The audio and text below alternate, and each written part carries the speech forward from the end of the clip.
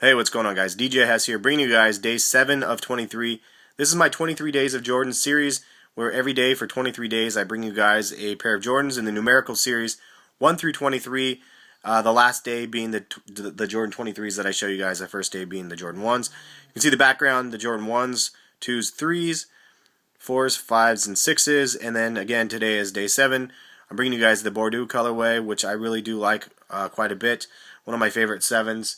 That I have in my collection. I have a handful of 7s, but these are the ones I wanted to pull out today. You guys may have seen some of the other ones on my channel. I have the Olympic 7s. I have an unreleased sample pair of 7s. I also have some hair 7s. I'll show you guys the hair 7s and the samples in another video in the future. But yeah, man, I remember these when these came out originally in '92, and you know, I was a young buck back then, and I was confused, I have to say, when these came out. Not this colorway, the shoe in general. Because if you take a look, and I'll get a little closer look so you guys can see, Jordan 3's visible zoom, or visible air pocket, Jordan 4's visible air pocket, Jordan 5's visible air pocket, and then the 6's visible air pocket. And just a sidebar, shout out to all my subscribers out there that left comments on my Carmine video, and especially those people that actually had these shoes from the CDP pack, or the Countdown pack, and looked them over and said, yeah, mine look legit. I really appreciate you guys taking the time out and actually doing that, and I apologize I didn't get a chance to get back to all the comments on that, or any of the comments for that matter. I had a really busy day yesterday. So basically, yeah, I mean, I really appreciate you guys for checking out that and making me feel a little bit more comfortable about the authenticity of those shoes. I mean, like I said, they felt legit. They just smell was a little bit off to me, and I know that sounds silly. I told that to my wife. She's like, "You're an idiot." But like for me, like I know the smell of a fresh pair of Jordans, and those ones smell a little different than the other ones to me. Regardless, they do have the correct insoles, and so they do look legit. Anyway. Point being, so again, thank you to you guys that left the comments. I really appreciate that, even though I didn't get back to you guys yet. I'm thanking you now, at least.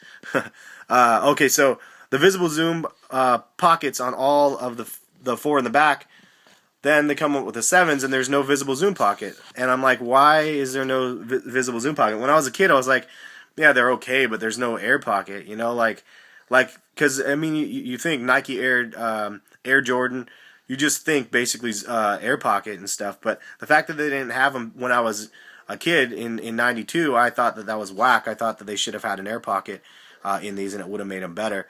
So I like the 6s back in the day better, and the 5s obviously as well. But I thought these were cool, and it was a neat, like, new technology with the Huarache, like, kind of Huarache-esque kind of liner and sock liner and all that stuff. I thought these were kind of neat. If I had a choice back then, I would have definitely taken a 5s. Even I think probably today I would take a pair of 5s over a pair of 7s any day. But regardless, these I really like these colorway. Now these ones were the ones from the Jam video. I think Michael Jackson, Michael Jordan. If you guys haven't seen that video, check out YouTube and just type it in at the top and watch it. They're wearing these kicks. These didn't retro again till 2011, which was surprising that they didn't bring these back earlier. Because it was one of the best colorways, and as I mentioned in my previous videos, I really do like gray. Gray is my favorite like color, even though it's not even a color, but it's my favorite combination because you can blend it with almost anything, with bright colors, with blacks or whatever. I mean, it looks good. So anyway, let's take a closer look at the shoe. Now, one thing I did know or note that is different about these than the original ones. There's a couple things. There's a third eyelet from another video that I saw on YouTube. Actually, they pointed this out since they had the comparison of both of them next to each other. So there's a third eyelet here. I'm not sure who the heck would lace those up to there. That's kind of crazy. So it doesn't seem like they needed a third set. Maybe they just did it for symmetry across the 1, 2, 3. I'm not really sure. And the other thing is the coloring of the olive. It's really dark olive on these ones, and you can see on the back and then on the bottom there's a little hit of olive down here as well. On the original ones, it's a little bit more. It's a lot brighter green, kind of like the mango kind of pops out here. It was kind of like that. It popped out a lot more. I really do actually kind of like the original one better. The fact that it did pop out, because it just looks kind of like gray almost if you I don't know, if you're not really paying attention. So yeah, kind of a suede material on the sides. And the tongues. That's the other thing on the tongues. The tongue pattern on every single one of the shoes is going to be different. It's not. I think the Dave Whites. I think I was looking. I can't remember if it was the Dave Whites. Shoot. It was a different pair of shoes that I owned that I was looking at, and the pattern was the same across the board for every single one of them. I have to think back and figure out which shoe that was. Oh, it was the Puss Heads. I'm sorry. It was my Puss Heads. The Puss Head pattern was exactly the same on every single shoe. These, however, it's not the same pattern. It's different on every shoe, on every sneaker that are out there. So just a note on those ones. You got the Jordan Jumpman on the laces here, as you can see, and